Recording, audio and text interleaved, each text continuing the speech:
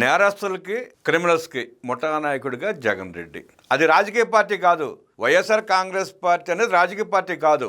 నేరస్తులు క్రిమినల్స్తో కూడిన ముఠా జగన్ ముఠా. తప్పు చేసిన తమ నాయకులను గుడ్డిగా సమర్థిస్తూ రౌడీలకి, గోండాలకి, బెట్టింగ్ బ్యాచ్లకి ముఠా నాయకుడిగా వ్యవహరిస్తున్నాడు జగన్ రెడ్డి. పరామర్శల పేరుతో రౌడీలు, బ్లేడ్ బ్యాచ్లు, గంజాయి బ్యాచ్లు, దోపిడీదారులు, కబ్జాకోరులు, హత్యల ముఠాకి ఒత్తాసు పలుకుతూ సమర్థిస్తూ వాళ్ళకి మద్దతుగా నిలుస్తూ శాంతి భద్రతల సమస్యలు సృష్టిస్తున్నాడు. ప్రజాస్వామ్యంలో చట్టం ముందు అందరూ సమానమేనని రాజ్యాంగం ఘోషిస్తోంది. జగన్ రెడ్డికి మాత్రం రాజ్యాంగం వద్దు, చట్టాలు వద్దు, వ్యవస్థల మీద గౌరవం లేదు, పోలీసులు అంటే భయం లేదు, భక్తి లేదు. రెచ్చగొట్టాలి, తన ముఠాన్ని రెచ్చగొట్టాలి, పోలీసుల మీదకు ఉసుగొల్పాలి, కేసులు పెట్టించుకోవాలి. శాశ్వతంగా జగన్ రెడ్డితో పాటు ర్యాలీ అయ్యేవాళ్ళు కేసులతో మగ్గిపోతూ కోర్టుల చుట్టూ తిరుగుతూ వేరే పార్టీలోకి చేరే అవకాశం లేకుండా వాళ్ళని ఎలా నేరస్తులుగా తయారు చేస్తున్నాడో చూస్తూనే ఉన్నాం. జగన్ రెడ్డిని నమ్ముకుని తిరిగేవాళ్ళు, సమాజం చేత్కరించుకుంటున్న వాళ్ళు ఆ గంజాయి మత్తులోనో చీప్ లిక్కర్ కోసం అలవాటు పడో జగన్ రెడ్డిని నమ్ముకుని నిలువులో మునిగిపోతున్నారు. కుటుంబాలను నాశనం చేసుకుంటున్నారు, సమాజానికి దూరం అయిపోతున్నారు, వాళ్ళ భవిష్యత్తుని వాళ్లే నాశనం చేసుకుంటున్నారు. కానీ అధికార దాహంతో స్వార్థ రాజకీయ ప్రయోజనాల కోసం నైతిక విలువలను గాలికి వదిలేసి తీవ్రమైన నేరాలకు పాల్పడి కటకటాలకు నెట్టబడిన రౌడీ షీటర్లు క్రిమినల్స్ను పరామర్శించడానికి వెళ్ళడం, వారి నేరాలను బహిరంగంగా సమర్థించడం అత్యంత ఆందోళనకరమైన పరిణామం. ముఖ్యంగా మాజీ ముఖ్యమంత్రి పులివెందుల ఎమ్మెల్యే జగన్ రెడ్డి తన పార్టీ నేతల్లో జైలు పాలైన క్రిమినల్స్ను, హంతకులను, అవినీతి పరులను ప్రత్యేకంగా వెళ్ళి కలవడం, పరామర్శించడం ద్వారా ఈ సమాజానికి ఎటువంటి సందేశాన్ని ఇస్తున్నారు అంటున్నారు ప్రజలు. ఒక పార్టీ అధ్యక్షుడు జైలులో ఉన్న క్రిమినల్స్ను లేదా హంతకులను పరామర్శించడం సమాజంలో నేరస్తులకు ఒక తప్పుడు సంకేతాన్ని పంపుతుంది. మీరు ఎలాంటి నేరాలకైనా పాల్పడండి, నేను, మా పార్టీ మీకు అండగా ఉంటుందనే భరోసా ఇస్తున్నాడు. ఇది నేరస్తుల భయాన్ని పోగొట్టి మరింత అరాచకత్వానికి దారితీసే పరిణామం. హత్యలు, దాడుల కారణంగా సర్వస్వం కోల్పోయి రోధిస్తున్న నిర్దోషుల కుటుంబాలు న్యాయం కోసం ఎదురు చూస్తుంటాయి. ఆ సమయంలో నేరానికి పాల్పడిన నిందితుడిని ఒక ప్రముఖ రాజకీయ పార్టీ నాయకుడు వెళ్ళి పరామర్శించి అతడిని హీరోలా ప్రొజెక్ట్ చేయడం బాధితుల క్షోభను మరింత పెంచడమే అవుతుంది. నేరస్తులను, జైలుకు వెళ్లిన వారిని సమర్థించడం వల్ల ప్రజల్లో అవినీతి, అరాచకం, హత్యలు నేరం కావనే భావన కలుగుతుంది. జగన్ రెడ్డి చర్యలతో యువత మరింత పెడదవ పట్టే ప్రమాదం ఉంది. చట్టాన్ని ఉల్లంఘించిన, హింసకు పాల్పడిన, హత్యలు చేసిన, చివరికి రాజకీయ అండదండలతో బయటపడొచ్చిన ఆలోచన వారిలో కలుగుతుంది. ఇది రాష్ట్రంలో శాంతి భద్రతల క్షీణతకు, సామాజిక అశాంతికి దారితీస్తుంది. రాజకీయం అంటే ప్రజలకు సేవ చేయడానికి తప్ప హంతకులకు కొమ్ము కాసు సమర్థించడానికి కాదని జగన్ రెడ్డి తెలుసుకోవాలి.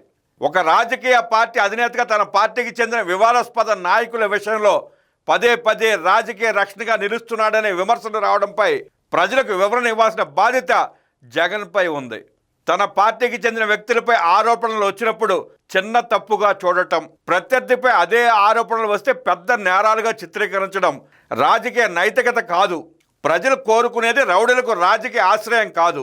జగన్ రెడ్డి తన కార్యకర్తలకు ధైర్యం చెప్పడం తప్పు కాదు, కానీ రాజకీయ పలుకుబడిని ఉపయోగించి నిందితుల తరపున గొంతెత్తడం, ప్రతి కేసును రాజకీయ కక్షగా చిత్రీకరించడం, పోలీసు దర్యాప్తునే ప్రశ్నించడం అంటే ప్రజలకు ఏం సందేశం ఇస్తున్నారు అన్నది అసలు ప్రశ్న.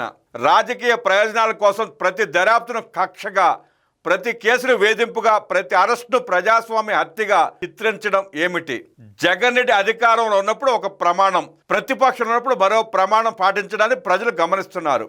ఆయన సీఎంగా ఉన్న సమయంలో ప్రతిపక్ష నేతలు, కార్యకర్తలపై నమోదైన కేసులను జగన్ ప్రభుత్వం సమర్థించిన సందర్భాలు ఎన్నో ఉన్నాయి. ఇప్పుడు అదే చట్టపరమైన వ్యవస్థ వైసీపీ నేతలపై చర్యలు తీసుకుంటే దానికి మొత్తం రాజకీయ కక్షగా కొట్టిపారేయడం ఏ విధమైన నైతికత? అధికారంలో ఉన్నప్పుడు చట్టం గొప్పదా? ప్రతిపక్షంలోకి వచ్చిన తర్వాత ఆ చట్టం కక్ష సాధింపు అవుతుందా అని జగన్ సూటిగా ప్రజలు అడుగుతున్నారు. ప్రజాస్వామ్యం, రాజ్యాంగం, న్యాయం గురించి పదే పదే మాట్లాడుతున్నారు కదా, అధికారంలో ఉన్నప్పుడు వాటికి ఆచరణలో ఇచ్చిన విలువ ఏమిటి అంటున్నారు ప్రజలు. మరి ప్రజల ప్రశ్నలకు సమాధానం చెప్పగలవా జగన్ రెడ్డి? నీ పార్టీ వారిని అరెస్ట్ చేస్తే రాజకీయ కక్ష, ప్రత్యర్థి పార్టీ వారిని అరెస్ట్ చేస్తే చట్టం తన పని తాను చేసినట్లు అవుతుందా? మీ పార్టీ కార్యకర్తలు, నాయకులపై కేసు పెడితే అక్రమ కేసు, ప్రత్యర్థి వారిపై కేసు పెడితేనే నేరానికి శిక్షణ. ఇలాంటి ద్వంద్వ ప్రమాణాలు ప్రజాస్వామ్యానికి మంచిదా జగన్ రెడ్డి? విభజన గాయ నుంచి కోలుకుంటున్న ఆంధ్రప్రదేశ్కు ఇప్పుడు కావాల్సిన రౌడీజాన్ని, క్రిమినల్స్ ను ప్రోత్సహించే సంస్కృతి కాదు, శాంతి భద్రతలు, చట్టబద్ధ పాలన కావాలి. కావున నేరారోపణలు ఎదుర్కొంటున్న వారి చుట్టూ రాజకీయ రక్షణ గోడలు కడుతూ ప్రతి కేసును రాజకీయ కక్షగా చిత్రీకరిస్తూ పోతే మీరు ప్రజల కోసం పని చేస్తున్నారా, లేక మీ రాజకీయ పలుకుబడితో నేరస్తులకు రక్షణ కవచంగా నిలుస్తున్నారా అని ప్రజలు అడుగుతున్న ప్రశ్నలకు జగన్ రెడ్డి సమాధానం చెప్పాల్సి ఉంటుంది. 5 ఏళ్లు ముఖ్యమంత్రిగా పనిచేసిన వ్యక్తి బాధ్యతగా వ్యవహరించాలని తమ నేతలకు చెప్పాల్సింది పోయి తప్పు చేసిన వారిని సమర్థించడం దిగజారుతున్న రాజకీయాలకు నిదర్శనమని చెప్పక తప్పదు. గతంలో గుంటూరు జిల్లాలో గంజాయి వ్యాపారంతో సంబంధం ఉన్న వారిని పోలీసులు కొట్టారు. వారి పరామర్శ పేరిట అక్కడికి వెళ్లిన జగన్ రెడ్డి గంజాయి వ్యాపారం చేసిన రౌడీ మోకను శుద్ధ పోసలు అంటూ సమర్థించాడు. పార్టీ పరంగా కాకుండా తన సొంత మీడియా ద్వారా కూడా ఆయన నేరస్తులకు అండగా నిలిచే ప్రయత్నం చేస్తున్నాడు. వైసీపీ మాజీ ఎమ్మెల్సీ అనంతబాబును దళిత డ్రైవర్ వీధి సుబ్రహ్మణ్యం హత్య కేసులో ప్రత్యేక దర్యాప్తు బృందం కీలక నిందితుడిగా పేర్కొంది. అయినా ఆయన్ను పక్కన కూర్చోబెట్టుకుని రాజకీయం చేశాడు గత 5 ఏళ్లు. వైఎస్ వివేకానంద రెడ్డి హత్య ఆంధ్రప్రదేశ్ రాజకీయ చరిత్రలోనే అత్యంత సంచలనాత్మకమైన కేసుల్లో ఒకటి. ఈ కేసులో YCP MP YS Avinash Reddy ఆరోపణలు ఎదుర్కొన్న ఆయన్ను జగన్ రాజకీయంగా సమర్థిస్తూ కాపాడుకునే ప్రయత్నం చేశాడు. టీడీపీ జాతీయ కార్యాలయంపై దాడి కేసులో నిందితుడిగా ఉన్న నందిగం సురేష్ ఏదో స్వాతంత్ర సమరయోధుడైనట్లు పరామర్శకు జైలుకు వెళ్ళాడు. ఎన్నికల సమయంలో ఈవీఎంను ధ్వంసం చేయడంతో పాటు హత్యాయత్నం కేసులో నెల్లూరు సెంట్రల్ జైల్లో ఉన్న మాచర్ల మాజీ ఎమ్మెల్యే పిన్నెల్లి రామకృష్ణారెడ్డిని పరామర్శించేందుకు జగన్ రెడ్డి జైలుకు వెళ్లడం, వినుకొండలో వ్యక్తిగత కక్షల నేపథ్యంలో హత్యకు గురైన రషీద్ కుటుంబాన్ని పరామర్శించే పేరుతో రాజకీయం చేశాడు.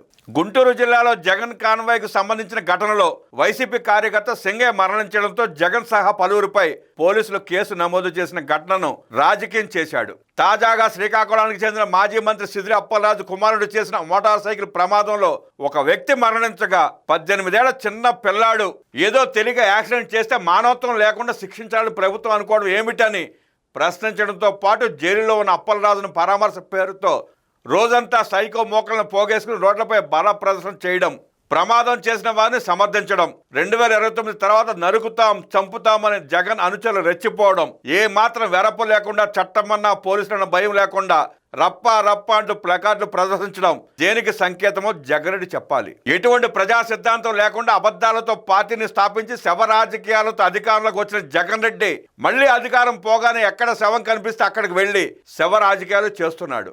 ఆయన ముఖ్యమంత్రిగా ఉన్నప్పుడు అనేక సంఘటనలు జరిగి అనేక మంది చనిపోయారు. మరి అప్పుడు ఏనాడు పరామర్శకు వెళ్ళలేదు జగన్. జగన్ రెడ్డి సీఎంగా ఉండగా తిరుపతి రుయా ఆసుపత్రిలో ఆక్సిజన్ అందక 21 మంది చనిపోయినా వెళ్ళలేదు. అన్నమయ్య ప్రాజెక్టు గేటు కొట్టుకుపోయి 33 మంది చనిపోయినా పరామర్శించలేదు. గోదావరిలో కచ్చలూరు వద్ద బోటు ప్రమాదంలో 30 మంది చనిపోయినా కన్నెత్తి చూడలేదు. అధికారంలో ఉన్నప్పుడు ఆ ఘటనలో జగన్ రెడ్డికి కనిపించలేదు. ఆ రోజు వారి ప్రాణాలుగా గుర్తించలేదు. నేడు పదవి పోగానే పరామర్శల పేరుతో ప్రజలకు వెళ్లి ఇష్టం వచ్చినట్లు మాట్లాడుతూ గొడవలు సృష్టించేందుకు ప్రభుత్వాన్ని తప్పుపడుతున్నాడు. ఏదేమైనా తన వెంట ఉండే హంతకులు, నేరస్తులు, క్రిమినల్స్ ను కాపాడేందుకు జగన్ రెడ్డి అహర్నిశలు శ్రమిస్తున్నాడు. వారు ఎలాంటి తప్పు చేసినా మీకు అండగా ఉంటానని పార్టీ శ్రేణులకు ఆయన సందేశం ఇస్తున్నాడు. ప్రజల కంటే ప్రజలను చంపేందుకు కుట్ర చేస్తున్న వారిని పరామర్శించేందుకే ఎక్కువ ప్రాధాన్యత ఇస్తున్నాడు. తెలుగుదేశం ప్రభుత్వంపై బురద జల్లేందుకు తన సమయానంతా వెచ్చిస్తున్నాడు. బాధ్యత కలిగి 5 ఏళ్లు ముఖ్యమంత్రిగా ఉన్న జగన్ రెడ్డి ఇప్పటి వరకు 2 ఏళ్లుగా ప్రజా సమస్యలపై మాట్లాడలేదు. అధికారంలో ఉన్నంత కాలం తన విధ్వంస కార్యకలాపాలను నిర్వహించడానికి ఎమ్మెల్యేలు, ఎంపీలను వినియోగించాడు. వాళ్లను వీధి రౌడీల కంటే కింద స్థాయికి దిగజార్చాడు. తెలుగుదేశం నాయకులను దుర్భాషలాడటానికి, దాడులు చేయడానికి ఉపయోగించాడు. నేడు పదవి పోగానే జైల్లో ఉన్న తన పార్టీ నేరస్తులను సమర్థిస్తూ పరామర్శల పేరుతో ప్రజలకు వెళ్లి ఇష్టం వచ్చినట్లు మాట్లాడుతూ కూటమి ప్రభుత్వాన్ని అప్రతిష్ట పాలు చేయాలని కుట్ర పన్నాడు. ఇటువంటి పార్టీ, ఇటువంటి నాయకుడు రాష్ట్రంలో ఉండటానికి అర్హత ఉందో లేదో ప్రజలే ప్రశ్నించాలి.